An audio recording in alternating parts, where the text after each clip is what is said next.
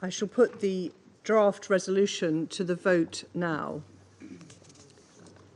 Will those in favour of the draft resolution contained in document S/2024-835 please raise their hand?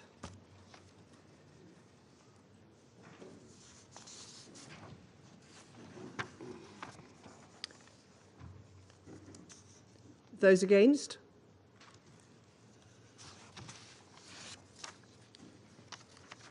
The result of the voting is as follows: 14 votes in favour, 1 vote against, 0 abstentions.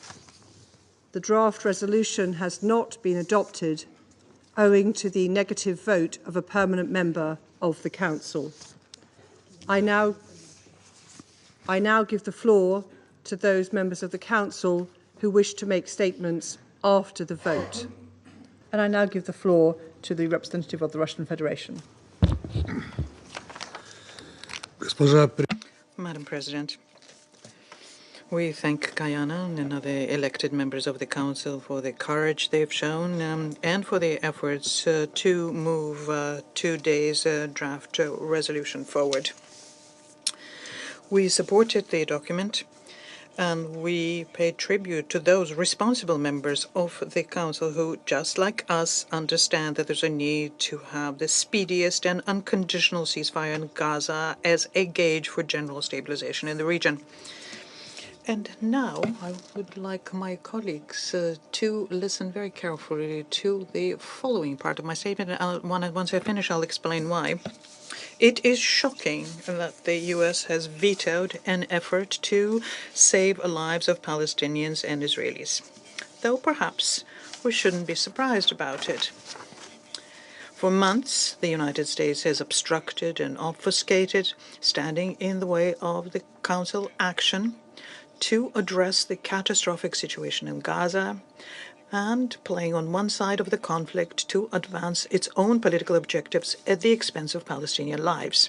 Today, the Council would have come together to call for a comprehensive ceasefire, protection of civilians, and solution to the whole complex of humanitarian problems faced by the Palestinians. The U.S. claims it is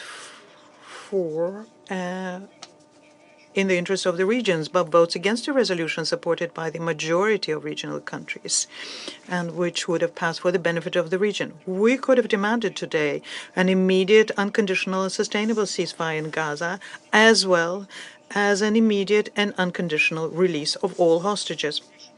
It is unconscionable that the U.S. would cynically stand in the way of demanding such actions to save lives in the world's worst humanitarian crisis.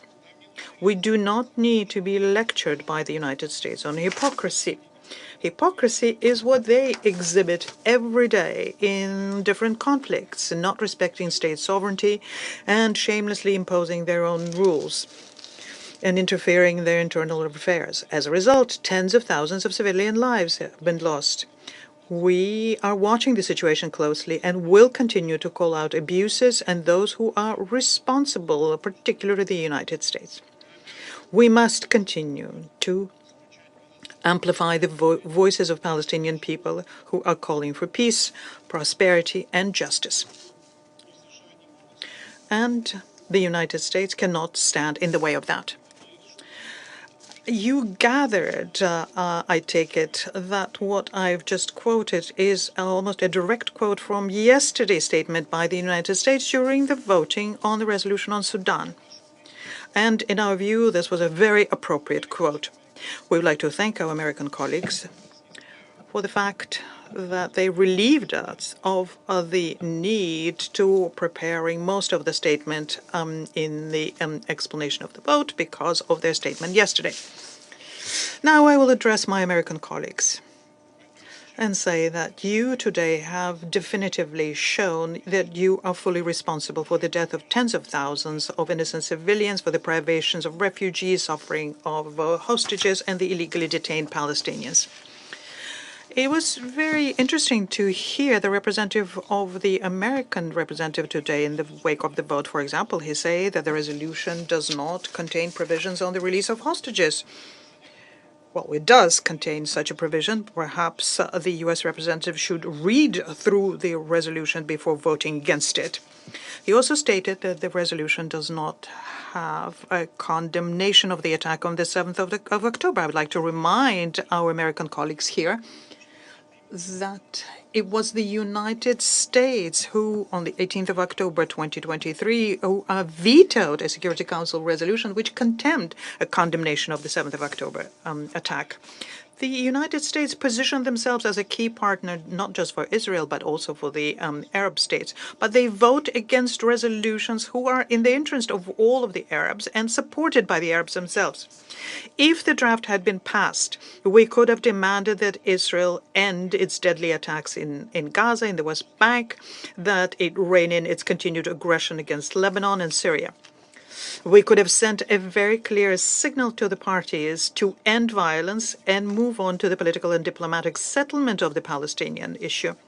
But the cold and cynical opposition by the United States to the simple demand on behalf of the Council to save human lives is an unconscionable and inhumane act.